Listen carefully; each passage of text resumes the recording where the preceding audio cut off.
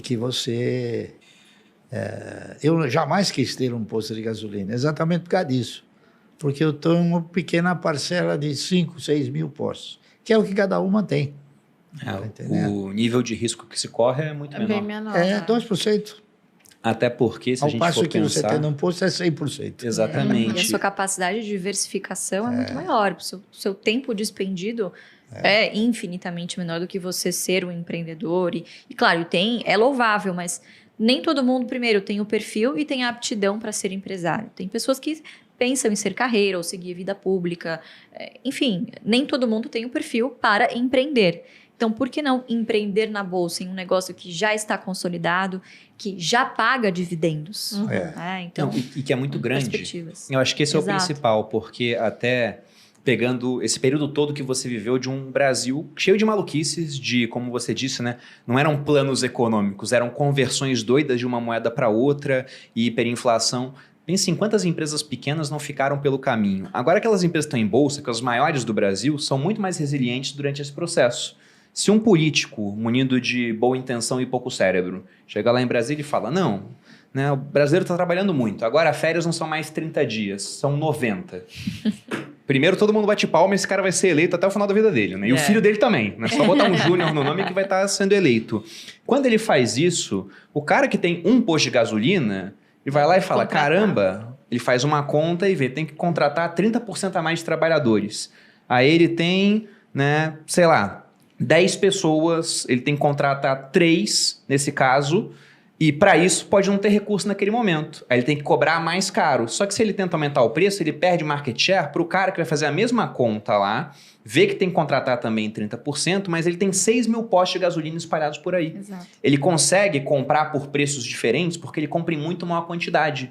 Então, ainda que o impacto seja o mesmo em nível de contratação, quem é maior sofre muito menos com isso comparado a quem é menor. E se esse cara ele perde mercado, ele ganha menos. Se ele ganha menos, ele tem menos capacidade de reinvestir comparado com o outro. Daqui a pouco ele fala, não consigo mais manter meu posto. O que ele faz? Vende pro grande.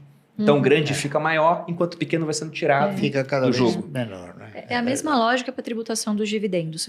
Se não haver uma compensação no IRPJ, na verdade acaba sendo no longo prazo um tiro no pé. Nada indica de que isso vá acarretar em um aumento da arrecadação. Ao contrário, você tem um incentivo à pejotização, principalmente nas pequenas e médias empresas, de você internalizar gastos que são pessoais, por exemplo, e colocar lá como se fosse da empresa. Óbvio, porque todo agente econômico vai se movimentar no sentido de pagar o menor imposto possível. Então, a gente precisa conversar quando fala de tributar dividendos, né, que é um fantasma que assombra os investidores desde o momento em que o dividendo deixou de ser tributado. Né? Para quem não sabe, até 95 o dividendo era tributado. Então, a estratégia nasceu com o dividendo já sendo tributado. Você tinha um sócio ali a mais, que era a receita comendo um pedacinho da sua rentabilidade. Então, mesmo nesse quesito, as empresas que mais vão sofrer é o pequeno empresariado. Né? De novo, porque grandes empresas que têm capital aberto, têm plena condição, obviamente, de contratar bons profissionais para fazer o quê? Uma gestão tributária mais eficiente e pagar menos impostos. Então, nem que isso acarrete em menos dividendos no primeiro momento, mas, sei lá, mais bonificações ou mais recompra de ações, de novo, quem vai sair perdendo é o pequeno e médio empresário, que é quem emprega nesse país. Então, mas se você for analisar friamente, hoje são poucas as empresas que pagam dividendos. A maioria paga juros sobre capital próprio. E o juro sobre capital próprio ele é tributado. Então, eu não sei até que ponto a tributação do dividendo poderia ser uma alavanca para o governo tributar mais. Ao contrário, ele vai inibir o cidadão de investir. É verdade. Tá correto? Então, se pega lá fora, o pessoal quase não paga. É uma coisa que está sendo avaliada.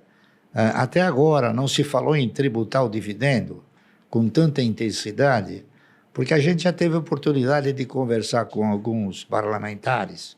Eu era presidente do Conselho Regional de Economia, então perguntaram para mim o que eu achava sobre tributar dividendo, tá certo? Eu respondi o seguinte: taxar dividendos é miopia tributária. Por quê? Porque na época em que o dividendo era taxado, a maioria dos empresários pagavam um dividendo pequeno, davam proventos através de outros mecanismos. Está entendendo? Então, o governo nunca arrecadou aquilo que ele estima ser uma fonte de arrecadação. Entendeu? Porque tem uma coisa, o governo ele pensa em subtrair, não é isso? Ao passo que o empresário ele pensa em quê? Em contribuir. Está entendendo? Então, lamentavelmente, o governo está sistematicamente através de órgãos, por exemplo, os sindicatos. Os sindicatos, a cada momento, querem mais garantias, mais direitos e mais benefícios para o trabalhador. Na razão direta que você amplia direitos, benefícios, você elimina o emprego. Está correto? Você veja que coisa interessante. Você já esteve nos Estados Unidos? Sim, já fomos algumas vezes. Você chegou a alugar um carro? Não chegamos a alugar. Nos Estados Unidos, por exemplo, você abastece o seu carro. Você vai lá, chega e fala, eu quero botar $40. Pá! O cara fala, paga. Você paga e ele libera, você vai lá e enche o tanque. Você sabe que aqui é proibido isso? Sim, aqui tem que ter o frentista. Proibido. Bom, até aproveitando esses pontos que vocês citaram sobre governo e o fato de que lá atrás você começou a investir quando viu que, olha, a Previdência Social não vai ser uma coisa que lá na frente vai ser capaz de me sustentar com dignidade. Vocês, nesse método da AGF, vocês focam em dividendos. E há várias empresas públicas, né, as de economia mista e estados em bolsas, que pagam um bom dividendo. Como é que vocês fazem para fazer esse balanço? Porque, como você mesmo disse, boa parte dos gestores do Estado não são caras competentes igual o pessoal da iniciativa privada. São regidos por outros estímulos. A empresa, às vezes, não está interessada em gerar lucro, ela quer fazer outras coisas. Quando que vocês decidem que uma empresa pública é boa o suficiente para estar na carteira e quando que vocês falam, poxa, isso aqui, tipo Petrobras, pagou um camão de dividendos, mas não estava na carteira de vocês. Quando que vocês olham e falam, isso aqui, por mais que pague bem, eu não vou colocar? Quando ela tem compromissos. Tá certo? Por exemplo, o que é um compromisso? O Banco do Brasil, por exemplo, ele tem um compromisso que é para cobrir a conta dos funcionários apresentados, né? Tá certo? Então, há uma dependência, há um compromisso. É isso? A Petrobras nunca teve esse compromisso. Passou a ter agora porque ajudou o governo a melhorar as contas, a estrutura fiscal. Mas isso não vai continuar, com certeza. É temporário, certo? Então, por exemplo, você pega a Eletrobras, né?